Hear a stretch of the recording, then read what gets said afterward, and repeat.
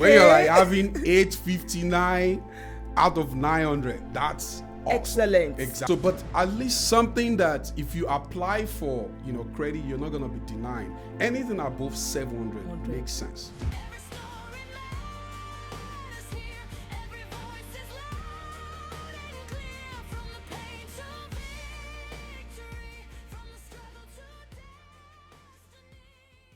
Welcome to Real Talk with B.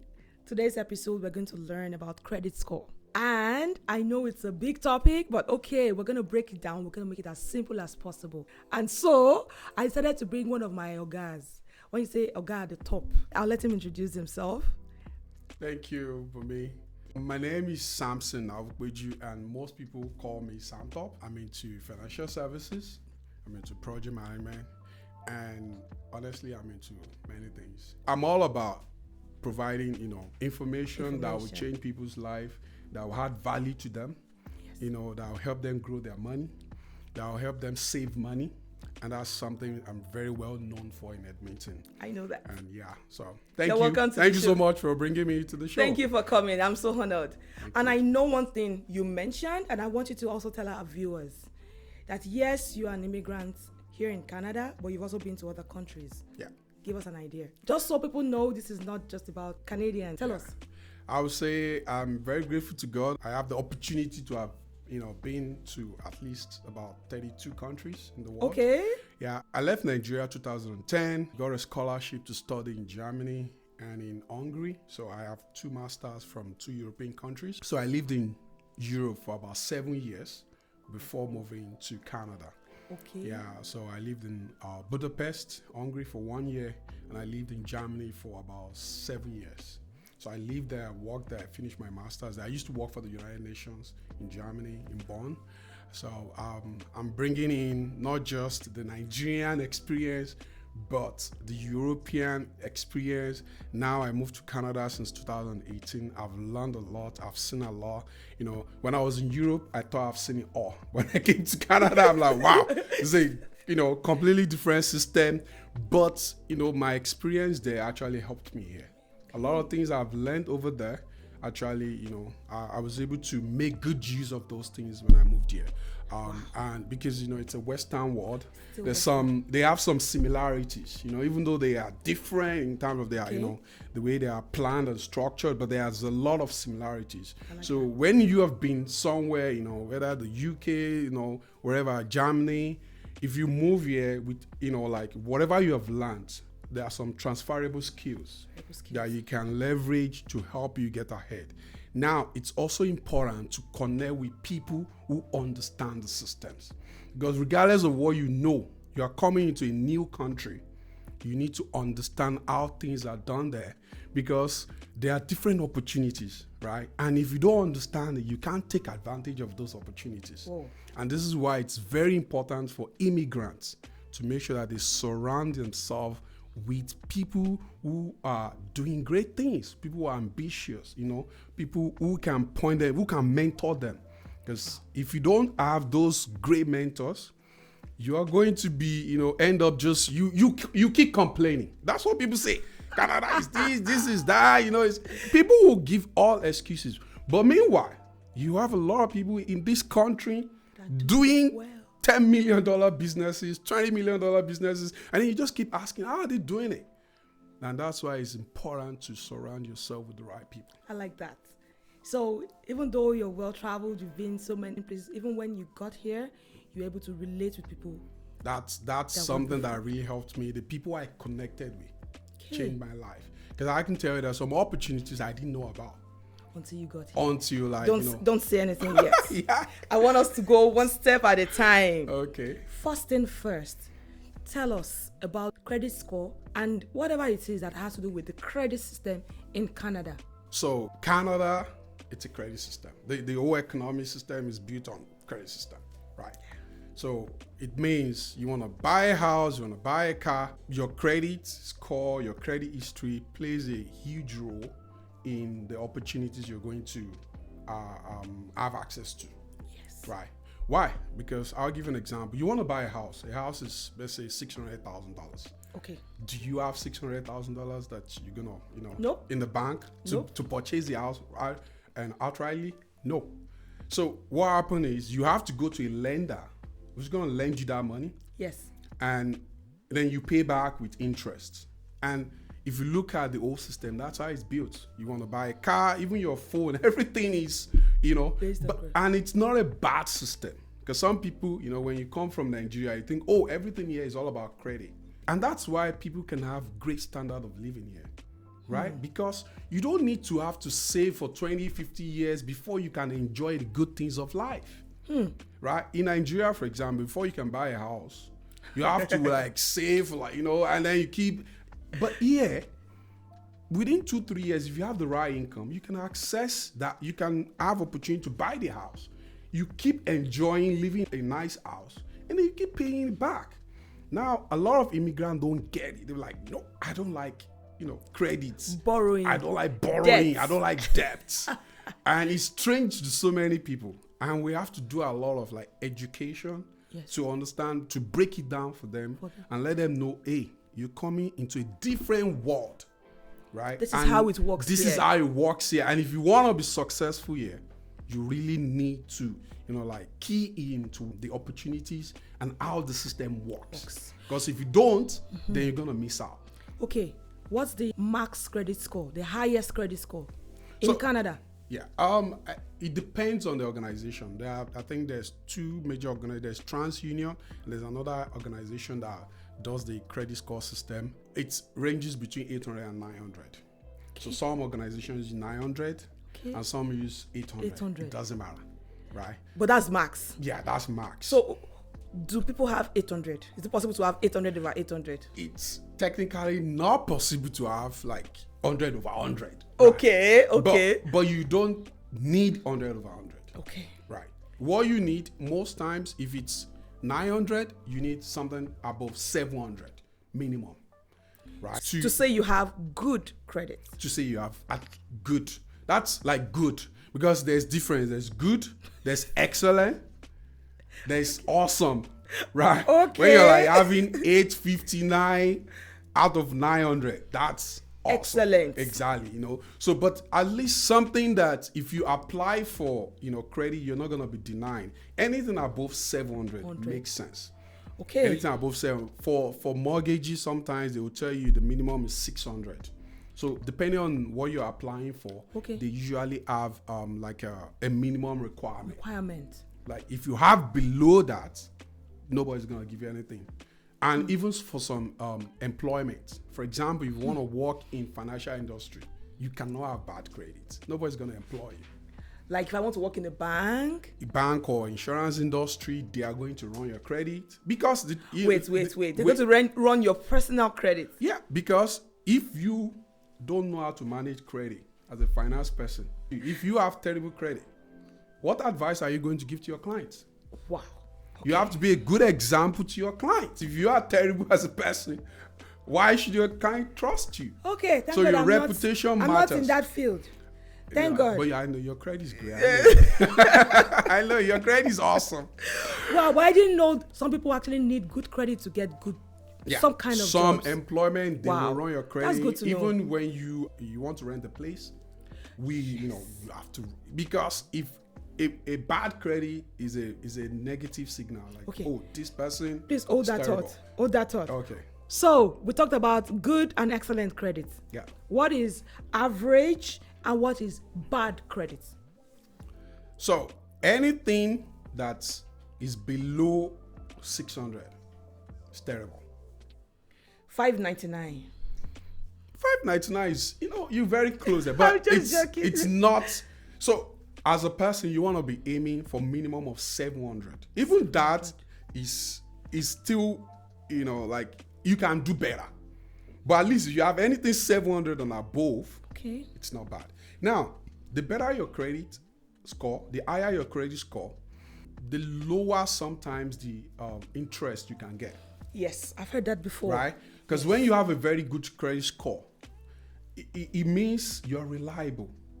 It means you're trustworthy. It means they can trust you with credit. Like if I give you money, you're going to pay back. That's what it means. So that's why people need to understand how these things work, because it can define how far you can go in this country, right? It can define opportunities that you're going to have access to. Yeah. If some people get denied because they don't have good score for mortgages, or they give them higher interest rates, or you pay high interest rate, or you have to go to lender B. The lender A is usually, most times they have favorable terms and sometimes lower interest rate, not all the time. Not all the time. Okay. But lender B is usually going to be high interest rates, and at times might not be better, and you'll be forced to take it because the A lenders don't want to take you. Okay. And the same thing even with countries. That's why you see, even countries have credit rating. If you're a country with bad rating, nobody's going to lend you money. IMF is not going to lend you money, and you are in like a whole country. Exactly, you are in bad shape. That's what it means. That's what it means. So as we have it for individuals, we also have it for countries. So this is a serious thing, and that's why every country always work hard to improve their credit rating. Because when you need money to build infrastructure or whatever, you need to, you don't have all the money. Government don't have all the money all the time. What do? You go out there and borrow money. But if your rating is terrible, even as a country, you pay more interest rate. Yeah. So if a country too needs to make sure that they work out to have a good credit rating score, how much more individual level? Thank you. Yeah. Some people, started great, but now their credit score is not as good as they want it to be. Before we go into solutions, tell us things that lead people to getting bad credits.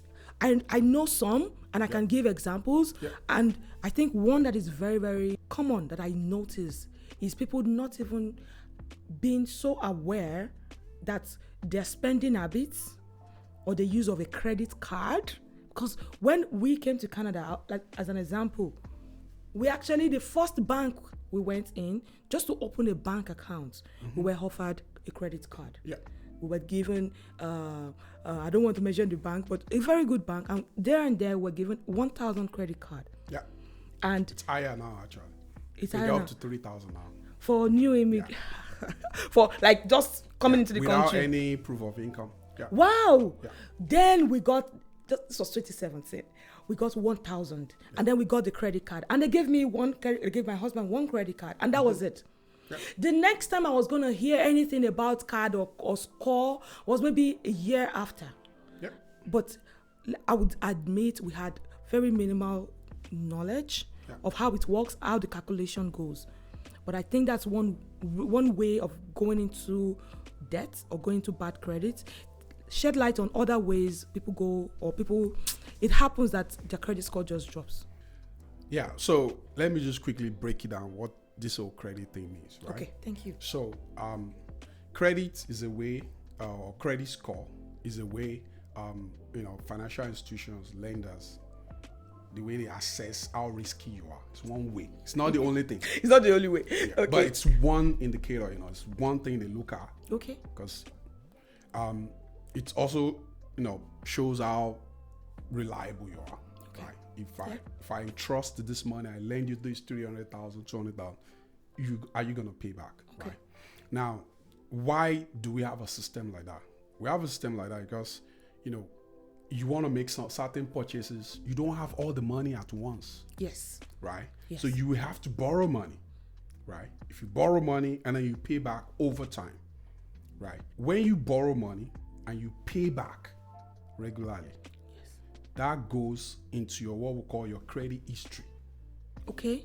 Right? Yes. And that's borrowing, paying back regularly now impacts your score. Okay. That's how you now start to have, what we call credit score. So if you are in Canada, you've never had anything to do with borrowing, you don't have any score. Okay. Even though you may have enough cash, okay, but they're not going to trust you because you have not been entrusted with money. They don't know if I lend you this money, are you going to pay back? So I've seen some people like 2 years, they've never had anything to do with credit. Because they feel like, I don't want to go into debt. Now, having a credit card does not mean that you're going to go into debt. It's about how you use the credit card. Okay. Right? just like you, when you arrive in Canada, you were given that 1,000. I also was given the same thing, right? But it's important for people to understand how to use credit properly. Once you understand how to use credit or credit card properly, believe me, it can, help you grow in Canada. Because, look at most business owners. Most times you want to set up a business, you don't have all the money in the world, right? You have to borrow. Yes. Yeah, you borrow, you leverage debt Okay. to grow your income. Yeah. A lot of rich people do that. Elon Musk, when he was buying Twitter, he has all the money to do it, but he deliberately borrowed because it's also good for your taxes, right? Because your interest you're paying on the borrowed money is tax deductible. Then it's also a way to share your risk. So if I want to do a business right now and I, instead of using all my money, but I, come together, I call friends, we put money together from friends, I've shared that risk. Yes, you have. Even though I've shared the opportunity with them as well. Okay. But I've also shared the risk, because if I do it all alone and it goes south, I lose all the money. Yes, sir. Some people, especially immigrants, they think credit is bad. Okay. Credit is actually not bad. Okay. Right. How you use it will determine whether it's bad or good. Okay. If you use it the right way, appropriately, you're going to enjoy it. I, for example, I earn a lot of cash back and point to my credit cards. Right. Okay. There was a time I was traveling and I booked a flight. It was about 2006, and my credit card point was about $900 to help me reduce the cost of that flight. trip. So it's not bad. It's how you use it. Okay. So what people need to know is they need to learn how to use it appropriately to get the maximum benefits from using it. Okay. Now, if you're not careful and you don't understand how to use it, then you can ruin your credit. Okay. One of the easiest ways that people ruin their credit is not paying back on time. So paying back is different from paying back on time. On time. I'll give you an example.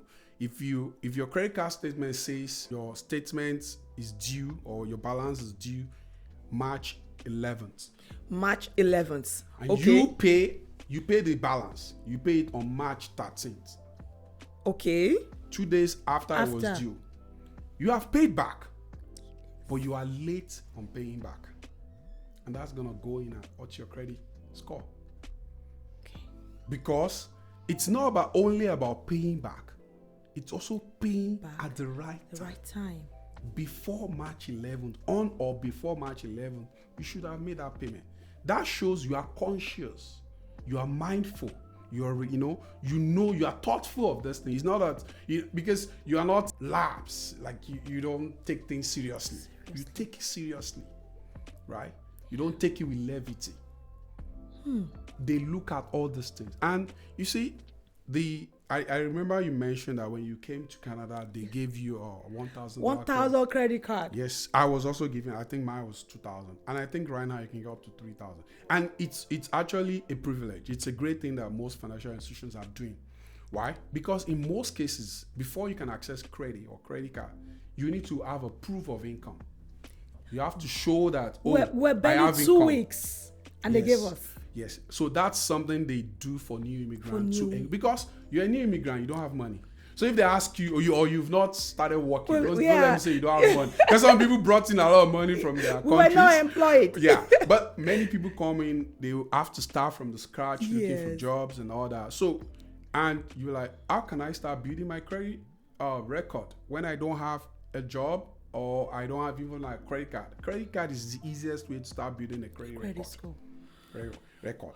So there's credit score, there's credit history, and there's credit record.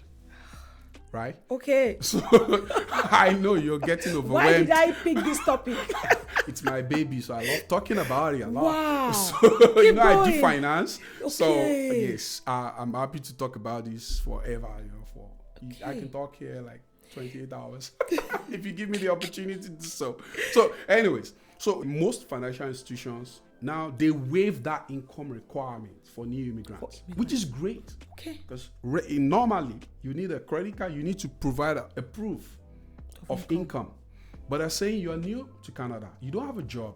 You're still trying to. So what we are going to do is we're going to give you $2,000 or $3,000, and they will waive the income requirement. Now, it is up to you as an immigrant when you get it. Don't think it's free money. Okay. Because that's what many people do. Oh, I think they just give me money, I spend it. Because, we're not used to this system. We use debit card, which means you must have money in the account before you can spend it. Now, they give you a card that comes with money. But it is not free money. You have to pay back. Right? Now, the good news is they give you about 21 days to pay back.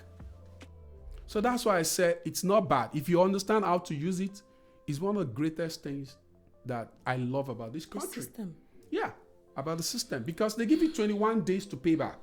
So which means you can actually pay with your paycheck within 21 days. Right? Most people get bi-weekly paycheck. Right? So if I used to buy groceries, the expectation is within 2 weeks, I should have enough money to offset whatever I've incurred on my credit card, right? And if you continue to do that, you earn cash back, you earn points, and you don't pay any interest. That is the beauty. Zero interest. So I've been using credit card for since I moved to this country. I never paid interest on my credit card because I always pay before the due date, on or before the due date. Now, how can you ruin your credit? Number one, not paying back on time. Missing payments. Number two. Right? Now, sometimes, and this one I'll share a real life example, not closing your account properly. This happens a lot because people always think credit record is only about your use of credit card or mortgage or even your car financing. No. If you miss EPCOR bills, they can report it to your credit score. They can report the utility bills. Yes, they can report that to the credit bureau. Your phone bills.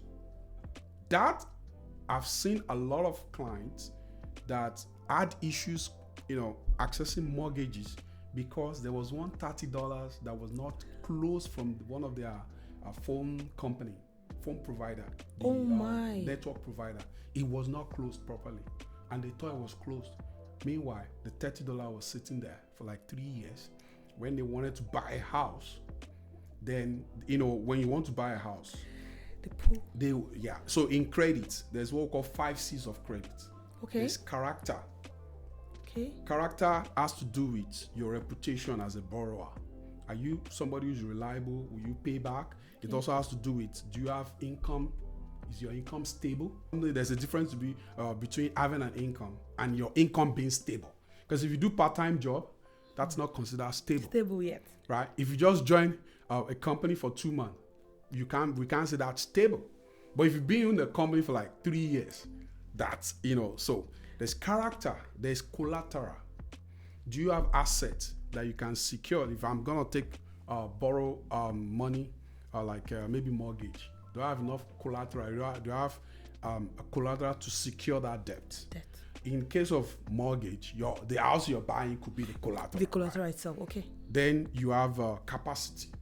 Do you have the capacity to pay back? That's the third C, right? Capacity to pay back. And that, how can we explain capacity? Like your income versus how much you your need. debts that you already have. So that you already have. Yes. So now, let's say I want to buy. I like Range Rover and Lamborghini. Let's say I want to buy those, right? Okay, you want to buy a car. Yeah, I like them. So, you want to buy a big car. I want to buy a nicer car. Okay. So what they're going to look at is, Sam, oh yeah, you want to buy a Lamborghini? Cool. Oh, they're going to look at, okay, what are the current debts you have? Because of course, obviously, I don't have the cash to buy all I was. Yeah. I'm just joking. I'm not buying a Lamborghini. It's okay to buy it. Yeah. So I'm just giving you an example. Yes, I understand. It might not even be a Lamborghini. It could be you want to buy a Toyota or whatever. Yes. Anytime you want to go get another credit, the reason why they put your credit history and your credit score is also to look at what are the existing debts you have, and then they look at your income.